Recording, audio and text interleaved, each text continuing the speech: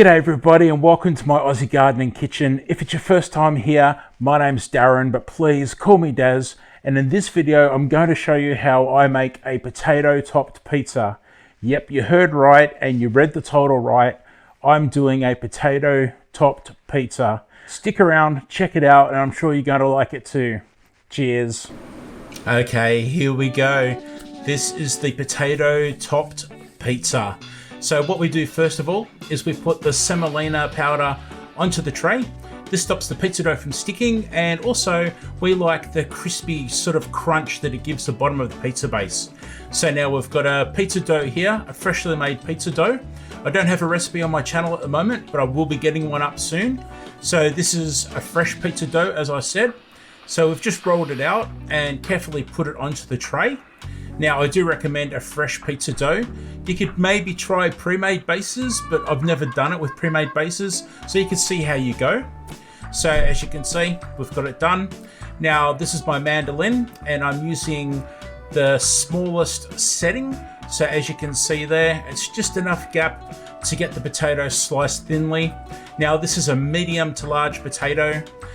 I really recommend just the one potato, a medium to a large potato, depending on the size of the base. You really don't want to overcrowd the top because you want the potato to cook. As you can see here, the potato is now all uniformly sliced, all the same thickness, and that's really going to help the cooking process on the dough because you need to balance out the cooking time between that dough and the potato. As you can see, I'm throwing the potato into the bowl here. Now we've got our cracked black pepper, and we're going to add some salt. You can just see the cracked black pepper there, and there goes the salt. And also we need a bit of mixed herbs. So this is a dried herb mix of basil, thyme, rosemary, bit of sage, oregano, and we get that in there and we just get it into the bowl, and that's going to be mixed, and it's just the best flavor. Garlic, there's about a teaspoon and a half of garlic there. And of course olive oil to blend it all together. It's a nice tasting oil as well. And of course we've got a bit of a parmesan cheese here. Now this is just a cheap dried imitation type parmesan cheese, and I like that just for the flavor. The cheese is an optional extra. I don't want a sticky cheese. Now this here is just the blending method. We need to get that all mixed together, toss it in well, and make sure you get all the surfaces of the potato covered. Now what you'll do is take the potato out and put it into a separate bowl. Now why do I do that? Well, I'm glad you asked.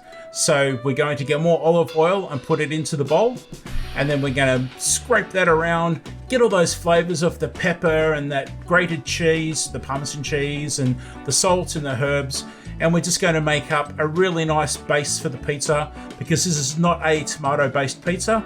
So as you can see, just get it on there, give it a bit of a rub around and get it all over the top of the surface of the pizza.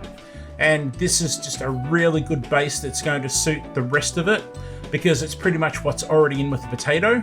And in fact, if you look at this now, this probably wouldn't be a bad pizza on its own, just having that dough with that really nice olive oil and herb and salt, pepper, parmesan mix. But anyway, it's time to put the potatoes on.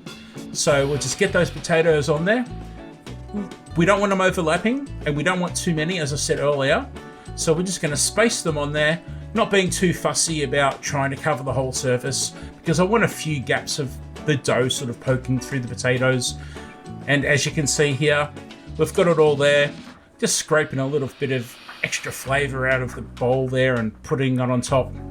And now we're ready to go into the oven. Good stuff. Oh man, it looks good.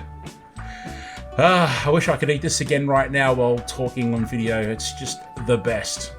Alright, so we'll get it into the oven, and through the magic of time travel, here we go, and just like that, it's done. So, okay, it took about 15 to 20 minutes in real time. I'll put temperatures on the screen. Now, as you can see, it's done. The potatoes cooked nicely. It's cooked with the base. You can see the base is puffed up nicely there. And as I said, the potato is nicely cooked through. The garlic hasn't burnt. That's very important. So what we need to do now is get this guy sliced up and give it a taste. So as you can see, it's just nice, evenly coated on top. The potatoes cook nicely. There's no real bitter, burnt garlic pieces. Now, if I just be quiet for a second, you should be able to hear the crunch. So that's where we had that semolina base that's underneath. So the bottom of the pizza's just got that nice little crispy sort of texture to it. It's absolutely fantastic. So now, obviously, the taste test. There we go. Oh man, I wish I had more while I'm doing this editing. Daz approves. Well, thanks very much for watching. Please consider giving a thumbs up as it helps the channel grow. Please check out my other videos and I'll see you next time. Bye.